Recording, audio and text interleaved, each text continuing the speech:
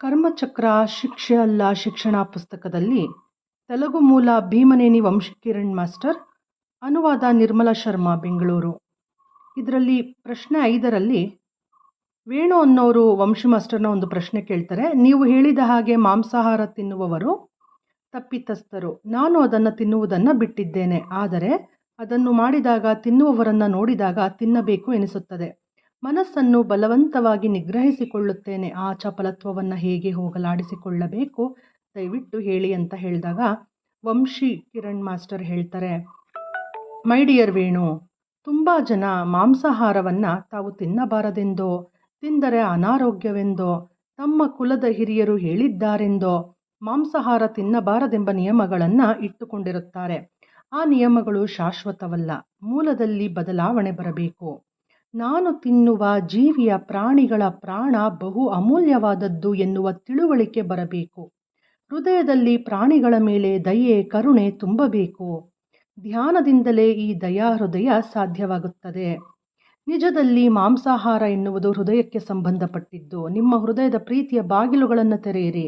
ಪ್ರತಿಯೊಂದು ಪ್ರಾಣಿಯನ್ನು ದಯೆಯಿಂದ, ಕರುಣೆಯಿಂದ ನೋಡಿರಿ. ನಿಮ್ಮ ಕಣ್ಣು ಮುಂದೆ ಇರುವ ಪ್ರತಿ ಪ್ರಾಣಿ ನಿಮ್ಮ ಸ್ನೇಹಿತ ಎಂಬ ಭಾವನೆಯಿಂದ ನೋಡಿರಿ. ನಿಮ್ಮ ತಟ್ಟೆಯಲ್ಲಿರುವ ಮಾಂಸದ ತುಂಡು ನಮ್ಮ ಸಹಜೀವಿಯನ್ನು ಸಂಹರಿಸಿದಾಗ ಬಂದಿದ್ದೆಂದು ನೆನಪಿನಲ್ಲಿಟ್ಟುಕೊಳ್ಳಿ.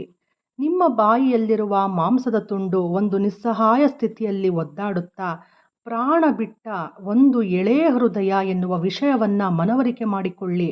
ಅದರ ಮರಣ ವೇದನೆಯನ್ನು ಜ್ಞಾಪಿಸಿಕೊಳ್ಳಿ. ಆಗ ನಿಮಗೆ ಮಾಂಸಾಹಾರವನ್ನು ತಿನ್ನಲಾಗುವುದಿಲ್ಲ. ಜಿಹ್ವಾ ಚಾಪಲ್ಯ ಎನ್ನುವ ಸಮಸ್ಯೆಯೇ ಇರುವುದಿಲ್ಲ. ಆಗ ನಮ್ಮಲ್ಲಿ ಸಕಲ ಪ್ರಾಣಿ ಕೋಟಿಯೊಂದಿಗೆ ಸ್ನೇಹ ಮಾಡತಕ್ಕ ದೈವತ್ವ ವಿಕಸಿಸುತ್ತದೆ. ಅದೇ ಬುದ್ಧತ್ವ ಎಂದರೆ ಅಂತ ಉತ್ತರವನ್ನು ಬಹಳ ಸೊಗಸಾಗಿ ಕೊಡ್ತಾರೆ. ಇದನ್ನೆಲ್ಲರೂ ಅರ್ಥ ಮಾಡ್ಕೊಳ್ಬೇಕು ಮಾಸ್ಟರ್ಸ್. ಪ್ರಾಣಿಗಳು ಕೂಡ ಮನುಷ್ಯರಂತೆಯೇ. ಮನುಷ್ಯರಿಗೆ ಏನಾದರೂ ಒಂದು ಸ್ವಲ್ಪ ಪಿಂಚುಚ್ಚಿದ್ರೇ ಎಷ್ಟು ನೋವಾಗುತ್ತೆ, ಅಂಥದ್ರಲ್ಲಿ ಪ್ರಾಣಿಗಳ ಅದನ್ನು ಕೊಂದು ತಿಂದರೆ ಅವಕ್ಕೆಷ್ಟು ನೋವಾಗಿರಬಹುದು ಅನ್ನೋದನ್ನು ಒಂದು ಕ್ಷಣ ಆ ಪ್ರಾಣಿಗಳ ಜಾಗದಲ್ಲಿ ಮನುಷ್ಯ ತಾನು ನಿಂತು ನೋಡ್ಕೊಳ್ಬೇಕಾಗಿದೆ ಮಾಸ್ಟರ್ಸ್.